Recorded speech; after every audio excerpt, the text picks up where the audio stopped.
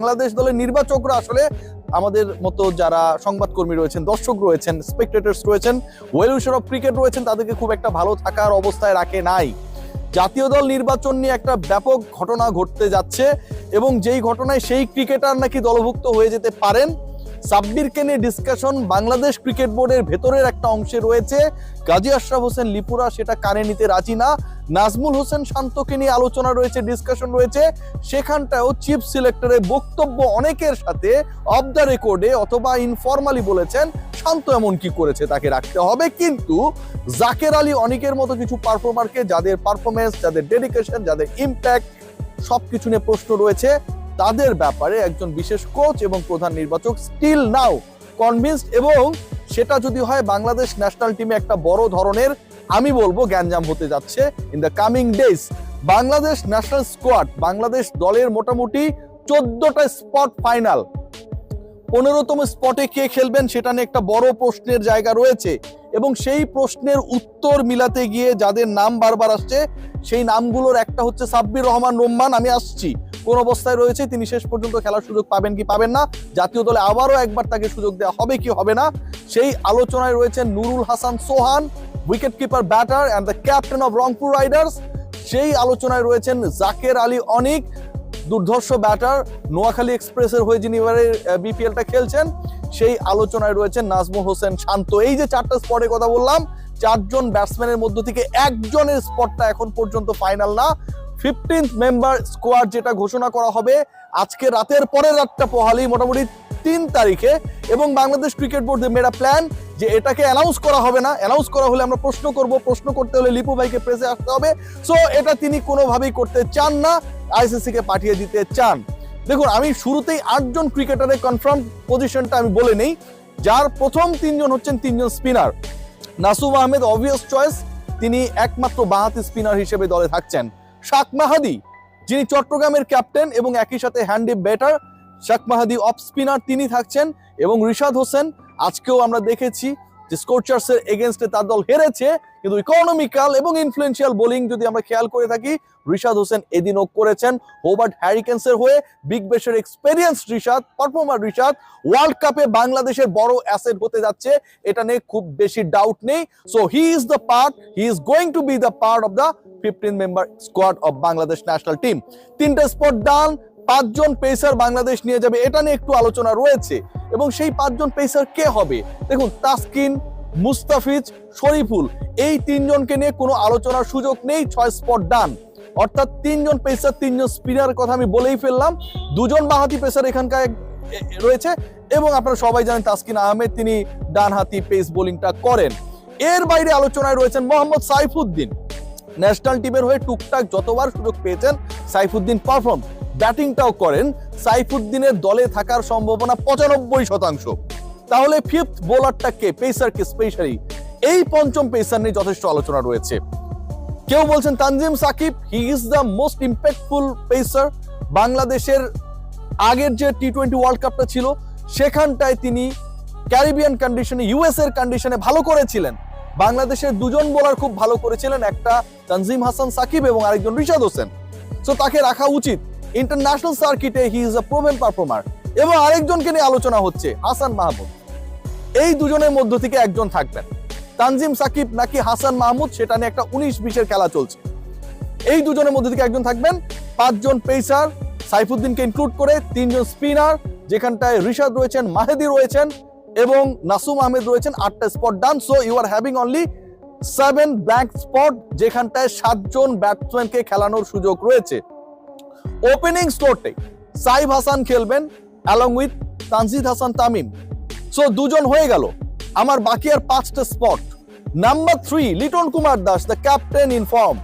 লিটন কুমার দাস, তিনি number 3। Number 4 Parvez Hossain Emon. Parvez Hossain Emon is a cricketer যাকে আপনি ওপেনিং এ খেলাতে পারবেন, 1 ডাউনে খেলাতে পারবেন।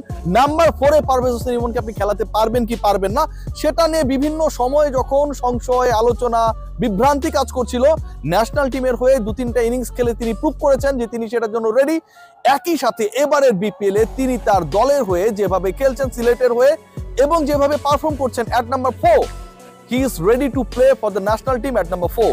So Parvez Hossain Emon is number 4। 4 জন হয়ে গেল। You are having only 3 spots. এই 3টা জায়গায় কে কে খেলবে? এখানটায় 2 জনের স্পট ফাইনাল, বাকি একটা জায়গা নিয়ে 4 জনের লড়াই হচ্ছে। 2 জন কারা? সেই 2 জনের একজন হচ্ছেন আপনি সবাই জানেন তাওহিদ হৃদয়, তিনি থাকছেন নাম্বার 5, এবং নাম্বার 6 শামীম হোসেন পাটোয়ারি, যাকে আবার লিপু ভাই খুব একটা লাইক করে না। লিটন কুমার দাসের কল, ডেফিনেটলি এটা পুরো বাংলাদেশের মানুষের call, and we will support captain Liton Kumar Das regarding this issue. Shamim Hossain পাটোয়ারিকে স্কোয়াডে রাখতে হবে, খেলাতে হবে। 6 জন হয়ে গেল, এবং এই 6 জনই বাংলাদেশ দলের টপ 6।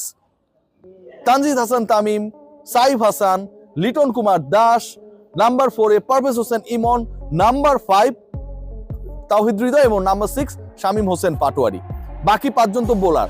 সো যেই 7 নাম্বার ব্যাটসম্যানকে বাংলাদেশ নিয়ে যাবে, খেলাবে, পরিকল্পনা করবে, 15 সদস্যের 15তম ক্রিকেটার হিসেবে তিনি যাচ্ছেন, তার শুরুর একাদশে খেলার চান্স নেই। সেই ক্রিকেটার কে হবেন? Nurul Hasan Sohan on and off জাতীয় দলে খেলেছেন, পারফর্ম করেছেন।